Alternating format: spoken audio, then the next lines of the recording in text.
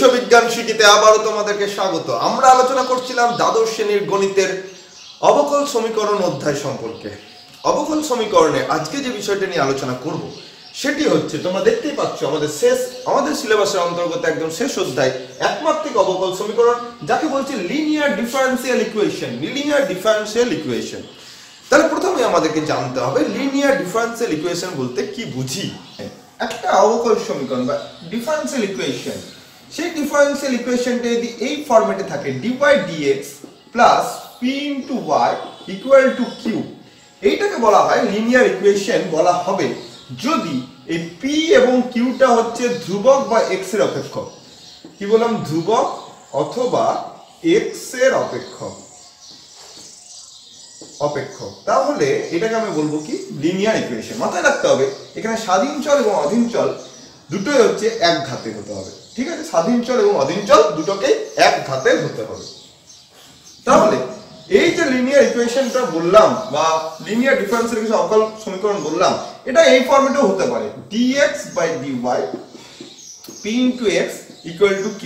তো লক্ষণীয় বিষয় যে এইটা যেটা আছে এই দুটো তার ফাংশন অথবা ধ্রুবক হবে। যেমন দেখো এখানে dx x ছিল, তাহলে x এর সাপেক্ষে, তাহলে p আর q হচ্ছে ধ্রুবক অথবা x এর অপেক্ষক। আর এক্ষেত্রে কি হবে না p আর q টা হবে y অথবা ধ্রুবক, y এর অপেক্ষক অথবা ধ্রুবক। ঠিক আছে, তাহলে এটা হলো লিনিয়ার ইকুয়েশন, অর্থাৎ একমাত্রিক অবকল সমীকরণের ফরম্যাট হচ্ছে ddx of y বা dy dx plus q p into q equal p into y equal to q equal to q, যেখানে p আর q হচ্ছে এইটার অপেক্ষক অর্থাৎ x এর অপেক্ষক অথবা ধ্রুবক। আর যদি এই ফরম্যাটে হয় তাহলে এই ফরম্যাটে হলে এরকম হবে। আমাদেরকে যেটা করতে হবে, এই অবকল সমীকরণটা লিখলাম, সেই অবকল সমীকরণটার সমাধান কিভাবে করব সেটা সম্পর্কে জানব এবং সেই সাথে একটি অবকল সমীকরণের সমাধান আমরা করব। তাহলে দেখো আমি এই অবকল সমীকরণটা লিখলাম dy dx plus p into y is equal to q। এই অবকল সমীকরণটাকে সমাধান করতে গেলে একটা কিছু গুণ করতে হবে, যা সেটা ধরলাম r দিয়ে গুণ করতে হবে। এই যেটা দিয়ে গুণ করতে হবে সেটাকে বলা হয় ইন্টিগ্রেটিং ফ্যাক্টর বা বাংলাতে বলছে সমাকলন ধ্রুবক।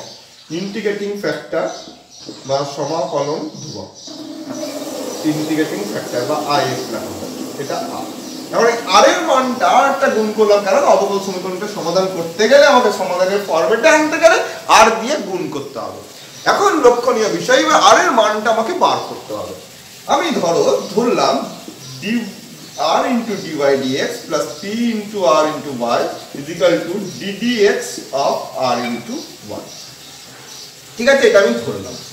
হলো, এবার তাহলে কি দাঁড়াবে? dx তখন দাঁড়াচ্ছে r into dy dx p into r into y is equal to r টা ঠিক থাকবে dy dx plus y into dr dx। এবার এখান থেকে দেখো আমি যদি তুলনা করি তাহলে কি পাবো? এটাই সমান এটা পাচ্ছি। দেখো এইদিকে চলে যাচ্ছে, তাহলে কি পাচ্ছি না p into r into y is equal to y into dr dx।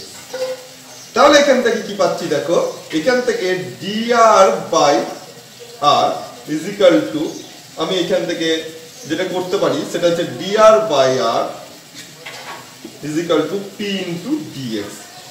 এবার দেখো তাহলে এখান থেকে আমি নিয়ে আসলাম এখানে, তাহলে ইন্টিগ্রেশন dr by r সমান হচ্ছে ইন্টিগ্রেশন p dx।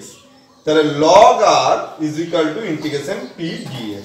তাহলে r is equal to e to the power integration p dx। সুতরাং এই যে এইটা পেলাম, এটা হচ্ছে ইন্টিগ্রেটিং ফ্যাক্টর। তাহলে r এর মানটা কে পেলাম না e to the power p into dx। লক্ষণীয় বিষয় এইটা এখানে আসছে, তাহলে e to the power integration p dx। এবার এই যে r into p to the power p dx, তাহলে এবার এটা এখানে বসাবো যেখানে আমি গুণটা করেছি, যেখানে r into গুণটা করেছি সেখানে বসাবো। তাহলে কি দাঁড়াচ্ছে? তাহলে দাঁড়াচ্ছে যে e to the power p dx into dy dx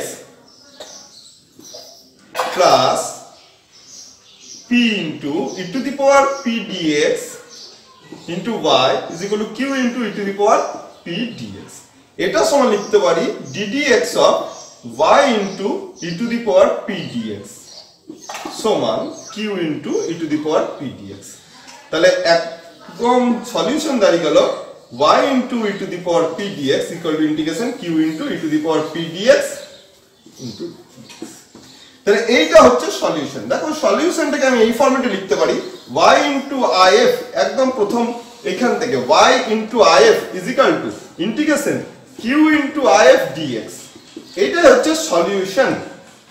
তাহলে একদম সহজ, মানে যদি একবার ডাইরেক্ট মেথড বলি তাহলে আমাকে লক্ষণীয় বিষয় হচ্ছে এটা অবকল সমীকরণ দেওয়া আছে। এই অবকল সমীকরণ থেকে আমাকে if টা বার করতে হবে। if মিন্স হচ্ছে r সেই ইন্টিগ্রেটিং ফ্যাক্টর, সেটা সমান e to the power p dx। p টা কোথায় পেয়েছি? এটা p টা কিসের ফাংশন? x এর ফাংশন। তাহলে সলিউশন হবে y into if, অর্থাৎ y into if is equal to integration q into if dx, q into if into dx।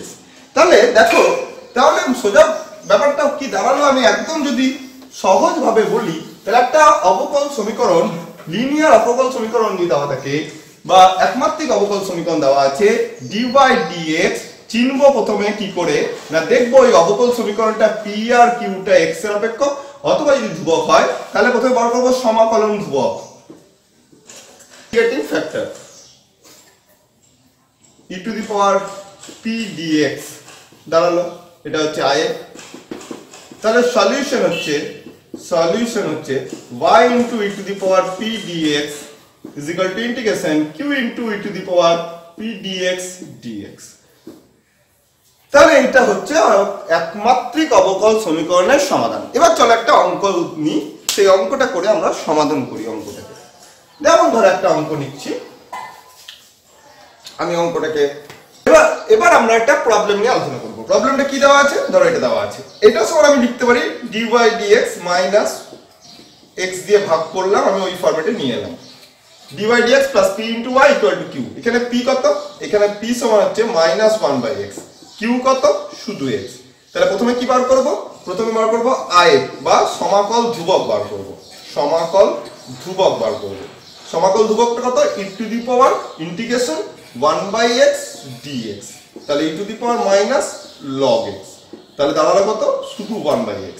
এবার সলিউশন করার জন্য আমার সলিউশন কি হবে? ddx of y into if, if কত? 1/x is equal to q into if। ঠিক আছে, তাহলে q into y into if মানে 1/x integration x into 1/x dx, তাহলে দাঁড়িয়ে গেল শুধু x। তাহলে y/x is equal to x plus c, integration করলে এটা 1x, তাহলে y is equal to, তাহলে y is equal to x, তাহলে কি হলো? y is equal to x square plus cx। এটা হয়ে গেল সলিউশন।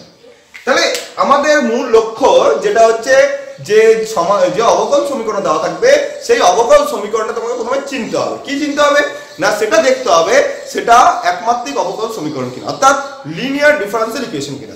লিনিয়ার ডিফারেন্সিয়াল ইকুয়েশন চিনতে গেলে আমাকে কি করতে হবে? সেই ফরম্যাটটা হচ্ছে dy dx plus p into y equal to q। এখানে p আর q টা হচ্ছে এইখানে যেটা থাকবে তার অপেক্ষক, অর্থাৎ x এর অপেক্ষক। এক্ষেত্রে x আছে যেহেতু x এর অপেক্ষক হলো ধ্রুবক। তারপর আমরা লক্ষ্য করতে হবে কি, সেটা দ্বিতীয় স্টেপ, যে সমস্যাগুলো সমাধান করার জন্য ইন্টিগ্রেটিং ফ্যাক্টর বা if বার করতে হবে। অনেক ক্ষেত্রে ইন্টিগ্রেটিং ফ্যাক্টরও বার করতে দেওয়ার জন্য শর্ট কোশ্চেন থাকতে পারে, এটা সমীকরণ দেওয়া আছে, সেটা ইন্টিগ্রেটিং ফ্যাক্টর বার করো।